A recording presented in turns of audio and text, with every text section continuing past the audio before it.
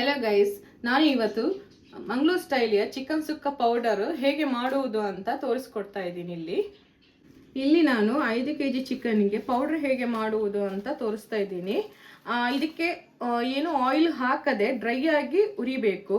ಯಾಕಂದರೆ ನಾವು ಇದನ್ನು 2 months ತನಕ ಸ್ಟೋರ್ ಮಾಡ್ಕೊತಾ ಇದ್ದೀನಿ. ಅದಕ್ಕೋಸ್ಕರ ಆಯಿಲ್ ಆ್ಯಡ್ ಮಾಡಲ್ಲ ನಾನಿಲ್ಲಿ. 1/2 kg ಅಷ್ಟು ಬ್ಯಾಡಗಿ ಮೆಣಸನ್ನು ತೊಗೊಂಡಿದ್ದೀನಿ. 200 ಗ್ರಾಮ್ ಆಗುವಷ್ಟು ಗಿಡ್ಡ ಮೆಣಸನ್ನು ಹಾಕ್ತಾ ಇದ್ದೀನಿ. 200 ಗ್ರಾಮ್ ಆಗುವಷ್ಟು ಕೊತ್ತಂಬರಿಯನ್ನು ತಗೊಂಡಿದ್ದೀನಿ. 4 ಹಿಡಿಯಷ್ಟು ಜೀರಿಗೆ, 2 ಹಿಡಿ ಕಾಳು ಮೆಣಸು, ಸ್ವಲ್ಪ ಮೆಂತೆ, ಸ್ವಲ್ಪ ಸಾಸಿವೆ, 2 ಸ್ಟಾರ್, ಒಂದು 5 ಆಗುವಷ್ಟು ಏಲಕ್ಕಿ, 10 ಆಗುವಷ್ಟು ಲವಂಗ, 4 ಚಕ್ಕೆ ಇಷ್ಟು ತಗೊಂಡಿದ್ದೀನಿ ಇಲ್ಲಿ.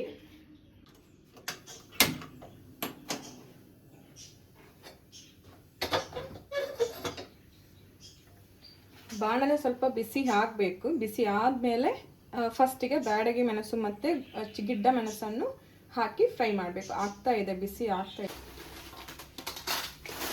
ಬ್ಯಾಡಗಿ ಮೆಣಸು ಮತ್ತು ಗಿಡ್ಡ ಮೆಣಸು ಬಿಸಿ ಆಗಿದೆ. ಇದು ಬಾಣಲೆ ಬಿಸಿ ಆಗಿದೆ, ಹಾಕ್ತಾ ಇದ್ದೀನಿ. ಇವಾಗ ಚೆನ್ನಾಗಿ ಹುರಿಯಬೇಕು. ಆಯಿಲ್ ಹಾಕಿಲ್ಲ, ಕ್ರಿಸ್ಪಿಯಾಗಿ ಬರಬೇಕು.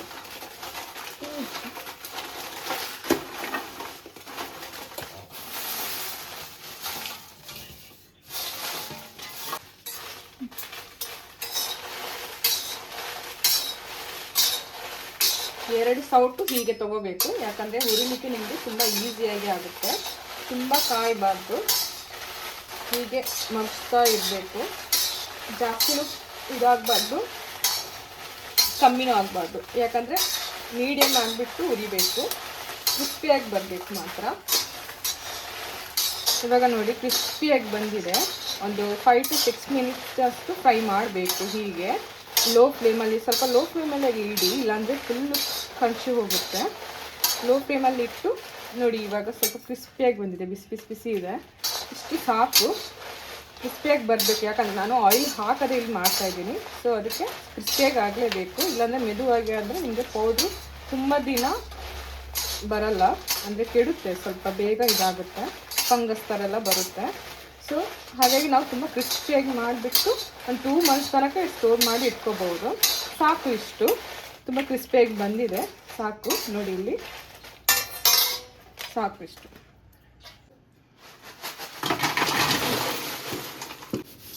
ಕೊತ್ತಂಬರಿ ಹಾಕ್ತಾ ಇದ್ದೀನಿ. ಇದನ್ನ ನಾನು ಸಪ್ರೇಟಾಗಿ ಸ್ವಲ್ಪ ಬಿಸಿ ಮಾಡ್ತೀನಿ. ಯಾಕಂದರೆ ಒಟ್ಟಿಗೆ ಹಾಕಿದರೆ ನಿಮಗೆ ಎಲ್ಲನೂ ಚೆನ್ನಾಗಿ ಫ್ರೈ ಆಗಲ್ಲ.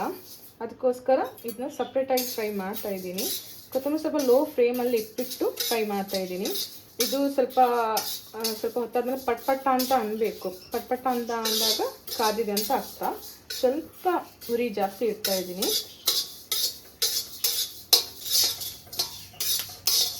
ನೋಡಿ ಇವಾಗ ಪಟ್ಪಟ್ಟ ಅಂತ ಹಾಕ್ತಾಯಿದೆ, ಬಿಸಿ ಆಗಿದೆ. ಸ್ವಲ್ಪ ಕಲರ್ ಕೂಡ ಚೇಂಜ್ ಆಗಿದೆ, ಸ್ವಲ್ಪ ನೋಡಿ ಕೆಂಪಗಾಗಿದೆ, ಬಿಸಿ ಆಗ್ತಾ ಇದೆ. ಇದಕ್ಕೂ ಕೂಡ ನಾನು ಆಯಿಲ್ ಆ್ಯಡ್ ಮಾಡಿಲ್ಲ. ನೋಡಿ ಆಗ್ತಾ ಇದೆ. ನೋಡಿ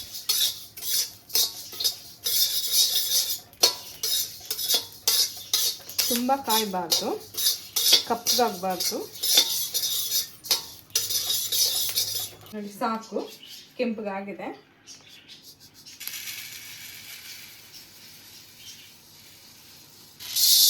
ಕಾಳು ಮೆಣಸು ಹಾಕ್ತಾ ಇದ್ದೀನಿ. ಜೀರಿಗೆ ನಾನು ಈಗ ಹಾಕಲ್ಲ, ಯಾಕಂದರೆ ಜೀರಿಗೆ ಜಾಸ್ತಿ ಕಾಯಬೇಕಂತ ಏನಿಲ್ಲ, ಸ್ವಲ್ಪ ಸಾಕು ಅದು ಕಾಯೋದು. ಮೆಂತೆ ಕೂಡ ಇವಾಗ ಬೇಡ. ಹಾಗೆ ಇದನ್ನು ಹಾಕ್ತಾ ಇದ್ದೀನಿ, ಸ್ಪೈಸಸ್ ಎಲ್ಲ.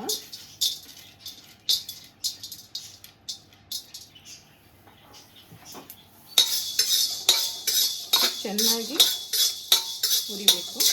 ಇದು ಸಾಕು. ಇದಕ್ಕೆ ಸಾಸಿವೆ ಮತ್ತು ಮೆಂತೆ ಆ್ಯಡ್ ಮಾಡ್ತಾ ಇದ್ದೀನಿ.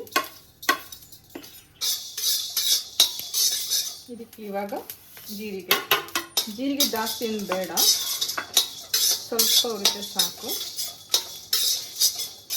ಸ್ಮೆಲ್ ತುಂಬ ಚೆನ್ನಾಗಿ ಬರ್ತಾ ಇದೆ, ಸಾಕು ಇಷ್ಟು. ಇದನ್ನು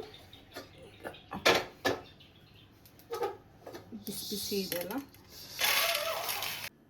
ಎಲ್ಲ ಫ್ರೈ ರೆಡಿ ಆಗಿದೆ. ಇದು ಸ್ವಲ್ಪ ಬಿಸಿ ಆರಿದ ಮೇಲೆ ಮಿಕ್ಸಿ ಜಾರಿಗೆ ಹಾಕಿಬಿಟ್ಟು ಪೌಡ್ರ್ ಮಾಡ್ಕೋಬೇಕು. ಫುಲ್ ತಣ್ಣಗಾಗಿದೆ, ಮಿಕ್ಸಿ ಜಾರಿಗೆ ಹಾಕ್ತಾ ಇದ್ದೀನಿ. ಸ್ವಲ್ಪ ಸ್ವಲ್ಪ ಹಾಕಿದರೆ ಸಾಕು. ಹಾಗೆ ಸ್ವಲ್ಪ ಮಸಾಲ ಐಟಮ್ ಕೂಡ ಹಾಕ್ಕೋಬೇಕು. ಜಾಸ್ತಿ ಏನು ಬೇಡ, ಮಿಕ್ಸಿ ಜಾರಿಗೆ ಎಷ್ಟು ಆಗೋಷ್ಟು ಅಷ್ಟು ಹಾಕಿದರೆ ಸಾಕು.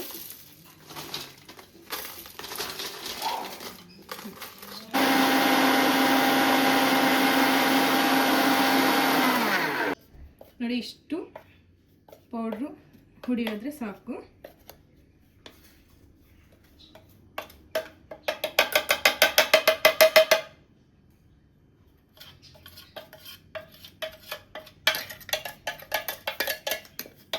ನೋಡಿ, ಚಿಕನ್ ಸುಕ್ಕ ಮಸಾಲ ರೆಡಿಯಾಗಿದೆ.